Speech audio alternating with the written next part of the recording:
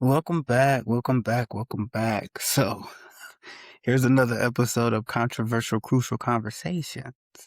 And today we are going to look at poverty theater and the benefit cliff in the context of Rochester, New York. Okay.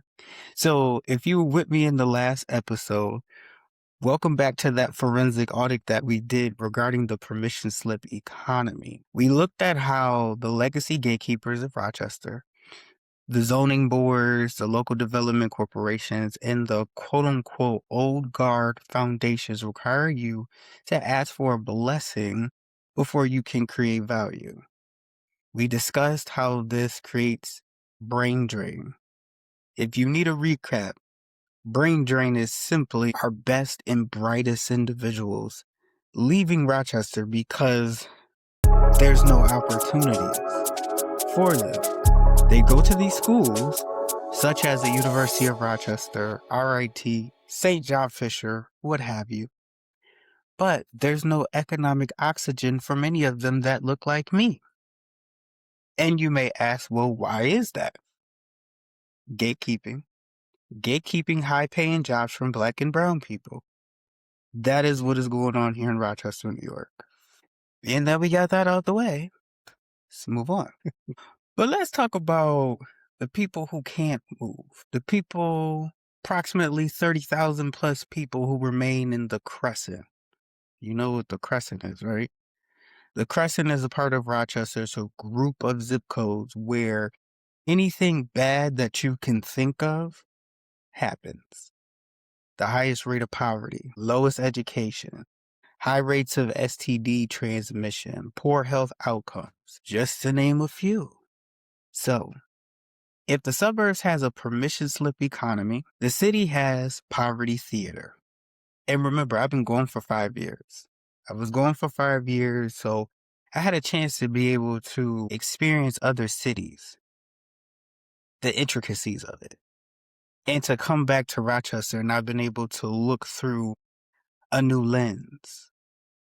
There were some of the things that existed in Rochester before I left that I knew existed. However, I did not have the vernacular or the vocabulary to be able to label what it was, what the issue was, so on and so forth. And it's so interesting to me because there's people here in Rochester, they've never left. So they don't have anything to compare it to. So this is all that they know. And they think that this is normal. And I'm here to tell you it's not. It's not normal at all. But I digress.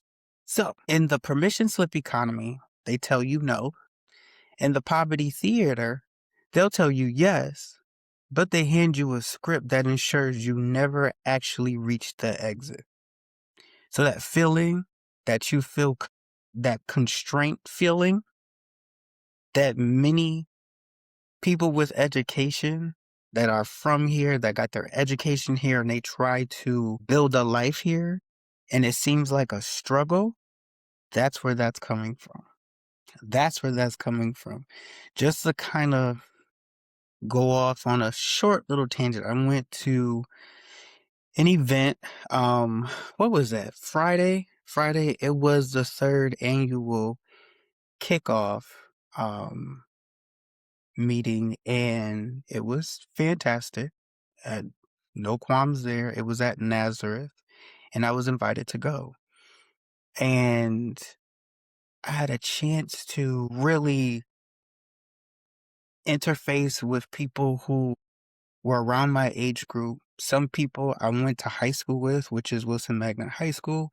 Some of us were in the IB program. So that's where we had seen each other, but we had never ever really met like that. Make a long story short, my story was about the same as a lot of other people's stories. Some people left Rochester, then they came back. Some people have been back way longer than me. I met a young lady.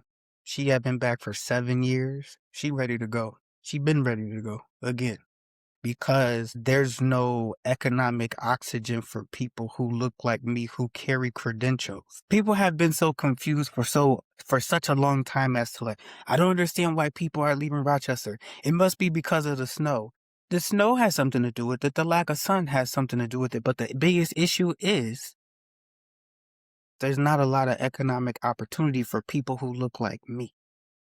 Because I done seen people stay here for a job paying them really good money. They'll put it with the snow. They'll put it with the lack of sun because guess what? If you got the money, you can travel and you don't have to use after in order to pay for your ticket or your cruise or your airline or something like that.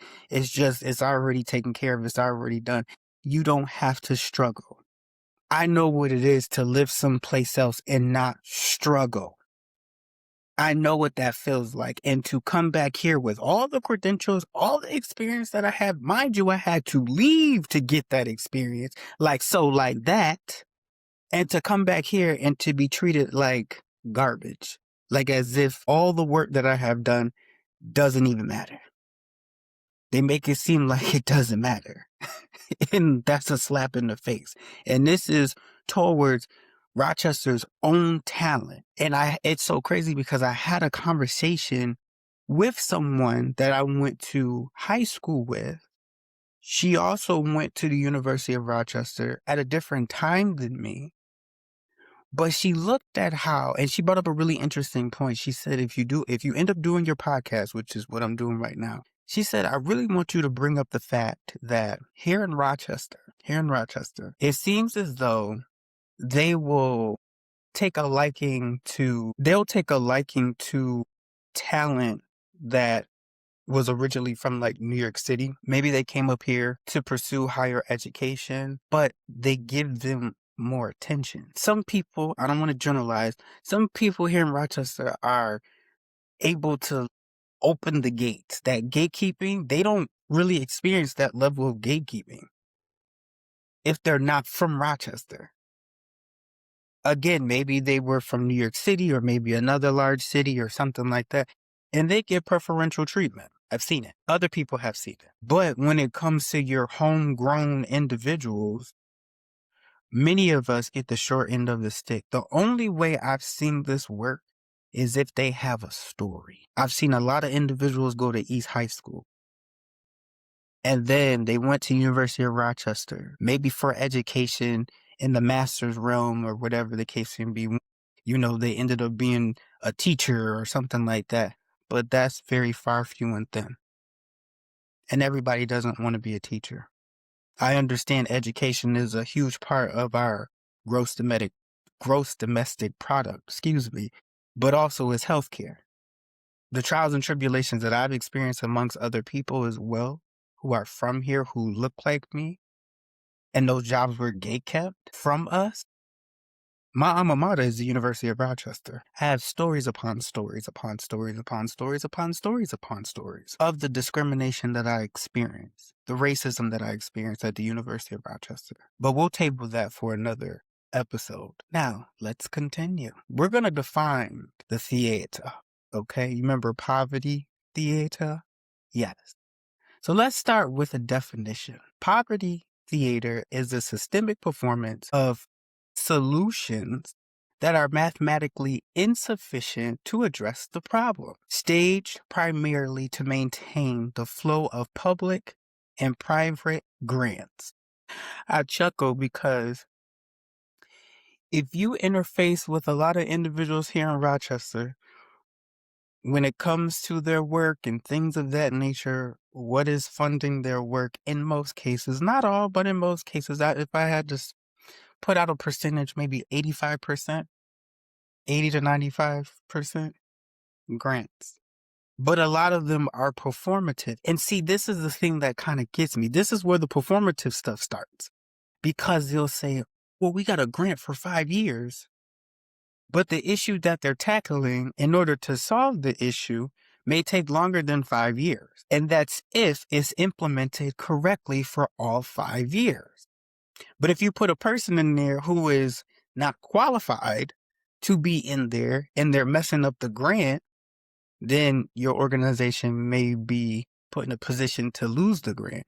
Or when it's time to resubmit the grant, you're not going to get first priority when your grant application comes in for renewal, for it to be reviewed and for you to be in that top running.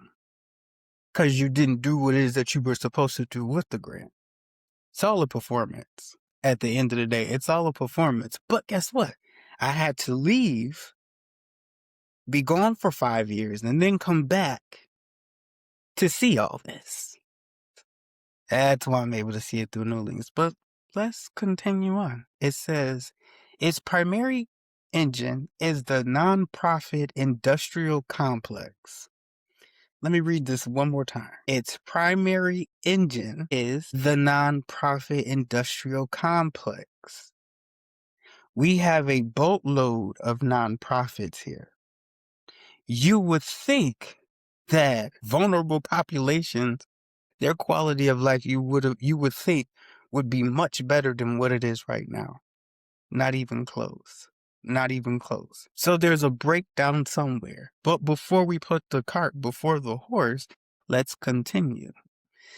The nonprofit industrial complex is a system of relationships between the government, the owning class, so people who got money, and the nonprofit sector that uses service delivery to monitor and manage social programs rather than solving them. Now, I'm not in the capacity to evaluate any programs or anything like that, but I can definitely tell you this. When it comes to a lot of the programs that you see here in Rochester, they're performative. They're not interested in addressing the problem, especially when it comes to poverty and racism, that intersection between the two. I've seen it. I've seen it. That was one of the reasons why I interviewed Anthony Jordan. So we're in 2013. So I seen the intricacies of it, but also to interview with them again in 2025. On the surface, I could see that some of the things are performative. Doesn't take a rocket scientist to figure that out. Stevie Wonder can see that it's performative. Catch my drift? Let's move on. I have a primary source for you. Last year, I reached out to the mayor's office requesting a forensic audit of equity. I wanted to see the ledger. I wanted to see how the city's 2025 to 2026 fiscal year proposed the budget around $680 million. Key areas include increased funding for housing, safety, family services, a new youth re-entry program, and balancing reduced federal aid with continued service delivery. Let I remind you, there is nothing there that added to addressing that 0.4966 Gini coefficient. They didn't want to. No one's addressing that. That's. Let me just pause right there. Let me just pause right there really quickly. You have some organizations that are just like, we're going to address this. We're going to address this issue or what have you. But no one brings up this number. No one brings up the Gini because understand, I don't know. It's like I'm in a vacuum and I'm screaming this at the top of my lungs. That's what I feel like. That's honestly what I feel like. I'm like, there's a way to quantify income inequality based off of race. If you want to have a quick math session, look at the Lorenz curve. First, type in Gini coefficient. It is spelled Gini. Okay? Coefficient. And type in Rochester, New York. Now, this is the thing that I'm going to... This is the thing. They don't really want you to know this number. Not for real. Because you have to go back a couple years. You go find yourself getting frustrated. That's why I always say this. Numbers can be manipulated. Whoever is choosing to use numbers, whether, it's in the sense of, driving the point home, as you can see, this is taking a toll on me because it's just purely manipulation. So there's people who will select certain numbers in regards to measuring poverty, racism, so on and so forth, but they never mention the Gini coefficient. Never mention the Gini coefficient. You want to know why? I'm going to tell you as to why. I'm feeling real transparent today. Like that. Is because they don't want certain individuals to feel bad, to feel guilty. That's just like here in Rochester. I've been back for a year and a half. And I don't know how many times there's been certain individuals that'll say, well, why is it that they always got to make it about race? We never made it about race. We never did. We never did. Let me say it one more time. We never did. And the biggest thing that just boggles my mind is there's individuals that are working on equity, reparations, so on and so forth, reparation policy, whatever the case may be, all that here in Rochester. But no one is talking about the Gini coefficient. Nobody. I haven't seen it in a white paper, which I loathe. That means hate white papers because that's where ideas go to die. A white paper is an ego booster, in my opinion, from what I've seen in the professional realm. I used to work in DC. We had white paper galore. There were a lot of people who had an extra bump in their stride and things of that nature because they're like, oh my God, I completed this white paper. And this white paper was 46 pages or 95 pages or whatever the case may be. But what was the contents that was within it? Did it really say anything? Or did you just copy and paste? And from what I've seen, a lot of people, they copy and paste. They copy and paste from different sources and stuff like that to create this imagery and different forms of imagery about what they're going to do. But no one is talking about a SMART goal. No one is, conducting a feasibility, a feasibility analysis or anything of that nature when it comes to these ideas. So these ideas are just floating ideas. If they get implemented, they get implemented. If they don't, then they don't. And if they don't, then they have to find, an excuse for it. And a lot of times it's due to budgeting. But who's to say that money wasn't properly allocated? There's so many different things, and the common citizen is not going to go down the rabbit hole to figure that out to be able to hold you accountable. A lot of people, they stay on the surface because that's the safest place to be, is on the surface. That's why there's a lot of people who are in politics and in government, so on and so forth, that can pull the wool over your eyes because there's a lack of transparency, especially here in Rochester. Because again, y'all won't talk about that Gini coefficient, that 0.4966. You won't do that. You won't do that. And there's a lot of people who have escaped to the suburbs thinking that that's going to help you escape accountability, and it's not. It's not. This is just not a city of Rochester issue, neither. But I digress, though. Let's move on. Now, let I remind you, the mayor talks about equity but doesn't address the core issues that would solidify that there is income inequality based on race. I just said that. And you know who's getting the short end of the stick throughout all of this? Is black people. And he's a black person. That's the more interesting part. He's a black person. And I'm not going to say I personally know him, but I sat on a board with him in a group called True Networking Thursdays. This was years ago, back when he worked at M&T Bank. There were red flags that was there. However, just because he shows up at those churches when it's time to be reelected, y'all keep putting him back in there because some of y'all don't have the tools to be able to ask the necessary questions. And I think to a certain extent, he's taking advantage of that. There's a lot of people here who are very limited, but they are in capacities in life where they can make decisions. That's the best way that I can put it, and I'm going to leave it right there. So let's talk about this. So when I sent that letter, when I sent that letter, I got a white paper back. Remember what I said about white papers, right? Okay. It was a 40-page document. I read it. Highlighted all types of stuff. You saw words such as inclusive, synergy, but it didn't contain anything regarding reparations, land back, or capital ownership. Their main focus was housing, which I'm pretty sure that's something that we need to focus on. But here's the thing that I want to really delve into. When y'all took that inner loop out and y'all built up over there, who was black and able to realistically afford to live over there? Aside from being in a income controlled unit, very little, because of guess what? That income inequality based off of race that exists here in Rochester. That's why when you go over there, you don't really see people who look like me. That's done by design. Mind you, you took out the inner loop because that was a form of environmental racism that split up black communities by design. You have this housing over there where there's some black people that are there, but many of them have to settle for income controlled units because when you look at Rochester and you factor in the Gini coefficient, which I will keep saying income inequality based off of race that exists here, where's the equity? Where's the true equity? It's non-existent.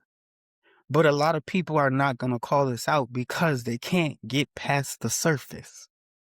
They can't get past the surface.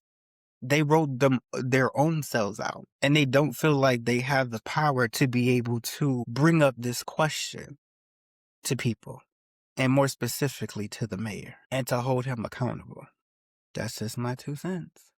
It is linguistically designed to say quote unquote nothing while sounding like everything. This is auditory camouflage.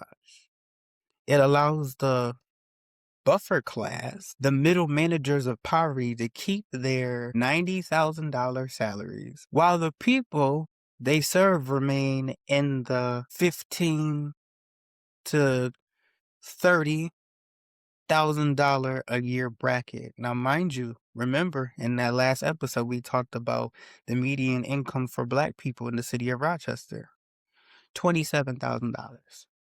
$27,000. Want me to say it again? $27,000.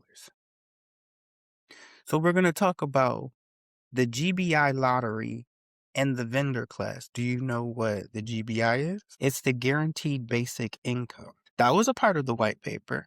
So let's talk about it. The guaranteed basic income pilot. The headline in the Democrat and Chronicle was triumphant. Rochester launches $500 month pilot. Let us perform the audit. The program selected 351 people. Now let's cross-reference that with the Rochester Monroe Anti-Poverty Initiative data. According to the 2023 ACS data, there are over 42,000 children in the city of Rochester living in poverty. I want you to take that in. According to the 2023 ACS data, there are over 42,000 children in the city of Rochester living in poverty. So $500 to 351 people. If you take 351,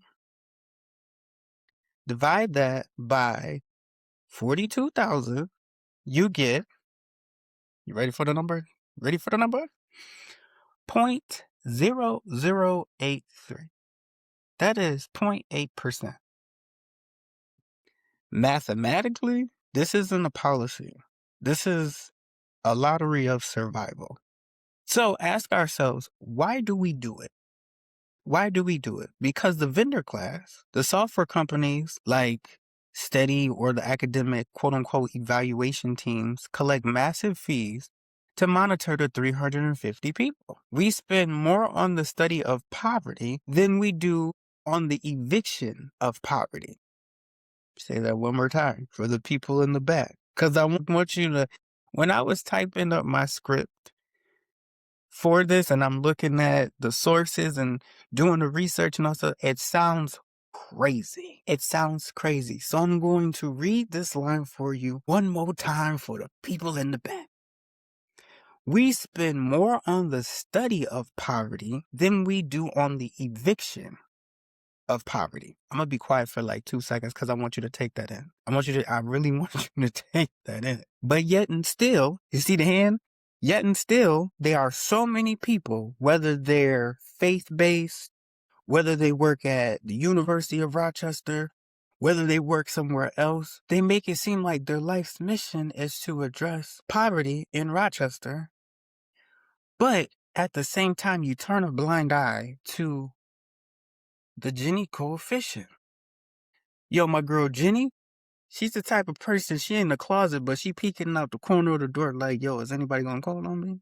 Is anybody gonna call on me? Do you see me? Cause I see you. You gonna see me? And they don't never ever see my girl Jenny, and I got a problem with that. I got a problem with it. You see me? I got a problem with it. So let's pivot a little bit. The forensic audit of the benefit cliff. Now, we reach the climax of the play, which is the benefit cliff. Here's the definition I'm about to say. If you need to get your pen and your paper, you go ahead and you do that. I'm gonna give you a little bit of time, but not too much time. So don't lag. Don't drag your feet. This is what it says. It says the benefit cliff occurs when a small increase in earned income results in a disproportionately large loss of public benefits, leaving a family with less net income than they had before the raise. I'm going to read that one more time. The benefit cliff occurred when a small increase in earned income results in a disproportionately large loss of public benefits, leaving a family with less net income than they had before the raise. So I had to come up with a character. Her name is Maya. So let's track her. Let's track Maya. She's a CNA in the med ed sector. Excuse me. The primary driver of the Rochester economy. Now, I'm going to tell you like this. Me coming back to Rochester, I don't know how many CNA jobs I done seen. CNA, home health aide, what have you. Now, mind you, I've never been one to look down on any kind of job or whatever the case may be, but it's been times when I'm sitting here thinking to myself, are you going to have to become a CNA or a home health aide in order to make a little bit of money? Mind you, I got a master's degree, postgrad certificates, 10 years of experience, been as high as executive, leadership, all of that. But these are the jobs that I can only get because of the gatekeeping that happened. And let's not forget my girl, Jenny. So let's move on with the example. Maya makes $16.50 an hour. Her supervisor offers her a lead role at $19.50. That's a $3 raise. Here's the forensic ledger, though.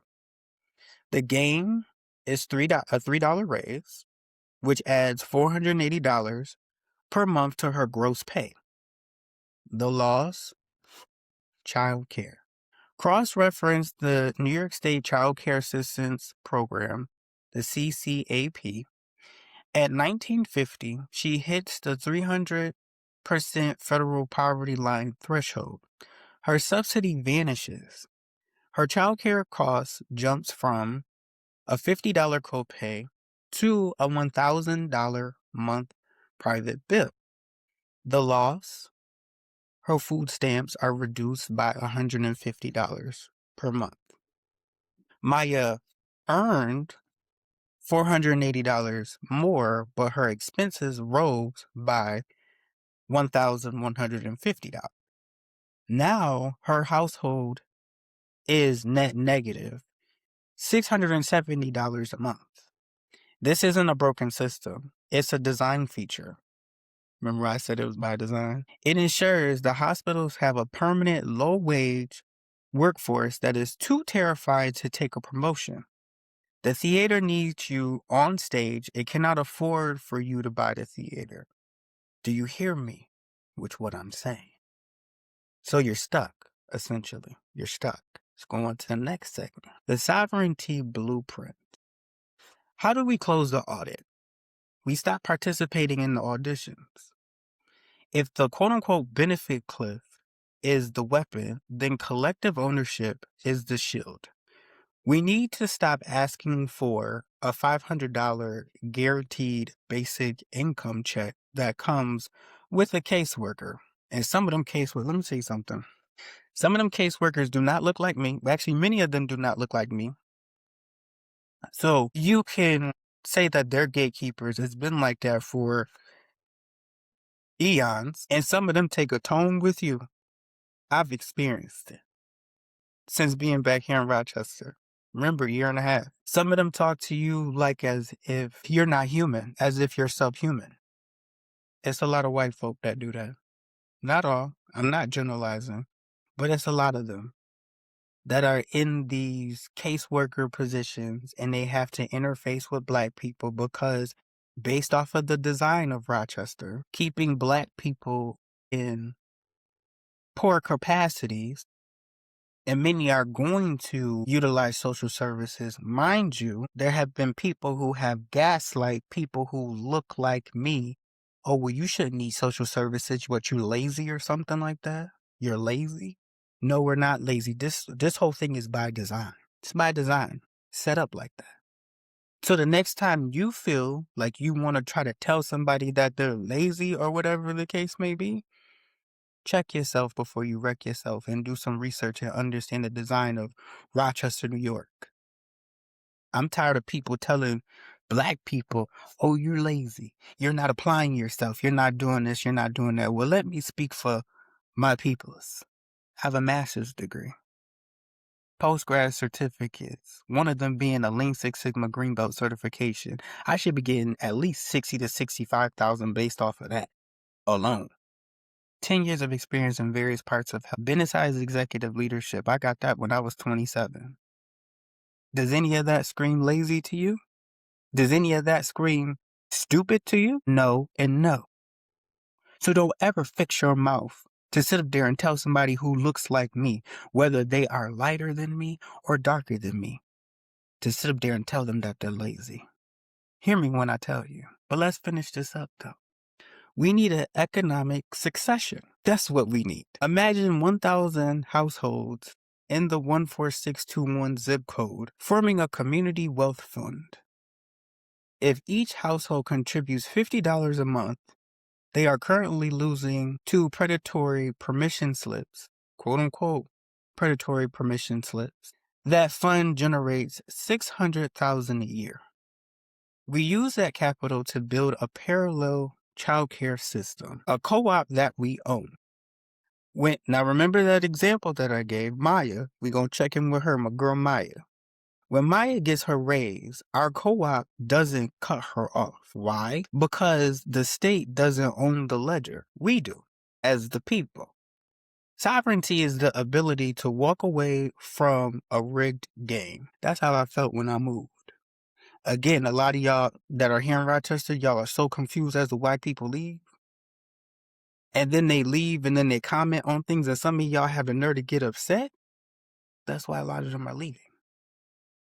Can't find a job due to the gatekeeping, not because the jobs aren't there. The jobs are there. They're just given to white people. They're just given to white people. That's what that is. And people get tired. And that's when the name calling starts. Oh, you lazy. You're this. You're not applying yourself. No, because I can tell you for the year and a half that I had been here, not to go too deep into things, I applied myself. I went to job fairs. I went to Rochester Works. I did all of those things. I'm going to give you this one example because I'm not going to go down. I refuse to not go down the list. But at the time I was working at Maximus, my schedule was, I almost got sidetracked. My schedule was from 11:30 a.m. to 8 p.m. So this job fair was like at 9, maybe 9:30. So I said, oh, well, let me go and let me see what I could do. Let me see if I could check the shoulders, see if I could make stuff shake. See if I can make stuff shake. You know what I mean? Let me see if I could, get a job or get a lead on a job or something like that. Okay. And listen, it's to the point where it make you want to shimmy a little bit because you don't know what's gonna come out of this. Probably nothing. But let's just, it is what it is. I go in there. It was only 2 employers that was there. So did I feel like I was bamboozled? I did just a little bit, but I checked my attitude in that moment. Checked my attitude. The first table I sat at, it was Lakeview. I think it was like Lakeview Health or something like that. They're out there closer to Charlotte, out towards that way. I'm sitting there talking to the lady. I'm telling her that I'm working at Maximus and I'm miserable and I can't take it like that. She got my resume in front of her, right? She got her resume. I want you to see this mug I got, okay? This is a friend of mine, okay? T-Chick. You could look her up on TikTok and Google her, whatever case may be, and get your respective t-shirts. But I'm going to drink this little bit of water while I'm talking. Don't go nowhere, okay? Keep listening. So, so I go up in there and we talking, chit-chatting and stuff like that. Mind you, she has my resume in front of her. This is what she said. She fixed her mouth to say, I think you'd be good for a concierge position. I think you'd be good for a concierge position. In the back of my mind, I'm sitting there thinking to myself, no, this hussy didn't. So the way my mind works, I'm like, okay, we'll just let this be what this is. I go to the next table. She took my information, stuff like that. Mind you, she has my resume, so she has my number, she has my email, all that other stuff. I go to the next table. Really wasn't much that was there, but I'm looking at the time. I'm like, okay, well, I need to get back onto this house so I could get on this computer so I could start taking these calls. The next morning, this lady had the audacity to call me. Hi, is this Quentin? Oh, excuse me, wait, I skipped. Ring-a-ling-a-ling-a-ling-ling. Hi, is this Quentin? Yes, this is he. You remember we spoke yesterday at the job fair and we talked about the concierge position? So I'm sitting there thinking in the back of my head, I'm like, oh, this trick is for real. It was, to me, it was like out of sight, out of mind, because I'm thinking to myself, I'm like, this lady is going to see that I'm not going to take this position. I said, send me the job description and then I'll get back to you. She sent me the job description and I replied to her in an email. I was real cute about it, real buttoned up.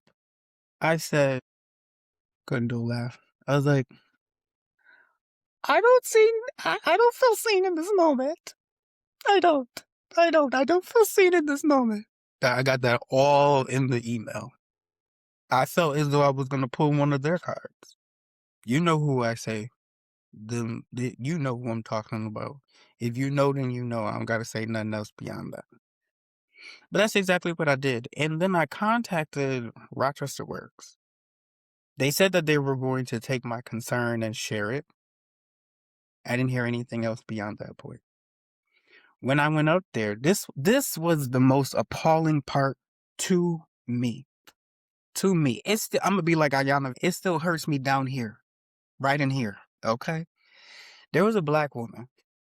She had to be about maybe in her 60s. She looked like she could be somebody's aunt. I told her what had happened. Mind you, she sits at the front desk. I told her what had happened. She goes, well, I just want to let you know. Like that, all of that. You saw me, right? Want to let you know. We're not a staffing agency. Mind you, she got my resume in her hand. So she knows that I ain't nobody to play with. She knows that I'm educated. I done been to a couple cities. I done been recruited by staffing firms, so I know the difference. She knew all of that. And I still got, because there was a power dynamic that was there, an imaginary power dynamic that was there, that gave her the ability to be able to treat me like that. You a black woman treating a black man like that. When we do the face again, it was all like that. It was like a dance move. Real smooth with it. Check the shoulders. Real smooth with it. So I said, okay. I said, Quinn, you could treat this a couple different ways. So this is what I told her. I said, I'm a bit perplexed in regards to how you expected your statement to land and how it was expected to impact me. I'm a bit confused as to if you're trying to uphold a boundary, because if I mistook the form and function of Rochester Works, then it would adversely affect you. I just took it as you being a secretary at the front desk, not to belittle you in any kind of way, but for the form and function of the core causation of me being here, I really don't need too much of your involvement. And I left it like that. I said, I'll just send an email to the person that I've been working with, because my name is in the system. She was like, oh, well, I can go. I said, don't even worry about it, because you already set the tone. Well, I apologize. We're past that point. We're past that point. We're past that point of apologizing. We're past that point. And I didn't come to you with my hand out saying, "Can I have some more, sir?" I never came to you like that. And this is how I'm handled. So eventually, I got a meeting with another individual. He's a white man. He had a chance to look at my resume, things of that nature. And when I talked about the potential gatekeeping, this was before I got the confirmation. So the potential gatekeeping, because I was just feeling it in my shana, it was just a bunch of apologies. I'm sorry that that's happening to you. I'm sorry that you feel that way. I'm sorry that you encountered this. I'm sorry. Was I expecting him to be able to change anything, change the whole design? No, because there would be no feasibility in that, none whatsoever. But if you're an employment resource in the Rochester, New York area, and the game has been rigged to set up by design to keep black and brown people poor on purpose, when y'all have your huddles, when you have your meetings, when you have all this, you should be able to say something. And here's one step further, because I don't want anybody to listen to this thinking that your boy right here, thinking that I just sit here and complain and don't do anything. I even reached out to the CEO of Rochester Works via LinkedIn. Do you think he ever replied? Absolutely not. Absolutely not. In that company that she wanted me to be the concierge, I looked at their website. They had a director's position that was open. I met more than all of the requirements. But nowhere in there did she ever think to recommend me for that position. I still have her name. I still have the email. It's been over a year. There's a lot of stuff that I keep trust and believe at. But let's finish this out. So let's get back to my girl Maya. Again, I talked about sovereignty and its ability to walk away from a rigged game. The benefit cliff only works if you have nowhere else to climb. We are building our own mountain. And we're going to do the closeout. Because this was heavy. It was like my grandmother says, it was heavy, heavy. The closeout is, I'm Quentin, as you know me. In episode 4, we look at the physical walls of this theater. Remember, poverty theater. The crescent in the cage. We're going to look at the prison pipeline not as a metaphor, but as a literal supply chain that exports black bodies to keep rural upstate economies alive. Maybe this will be the thing to keep black men and women out of the jail system. Y'all contributing to propping up rural economies. When you on that throughway, you riding through them little hick towns and stuff like that, you propping them out. You propping them up every time you go to jail. If you keep your behind out of jail, these upstate economies won't be able to survive. That's just me. Don't watch the performance. Audit the director. Peace out.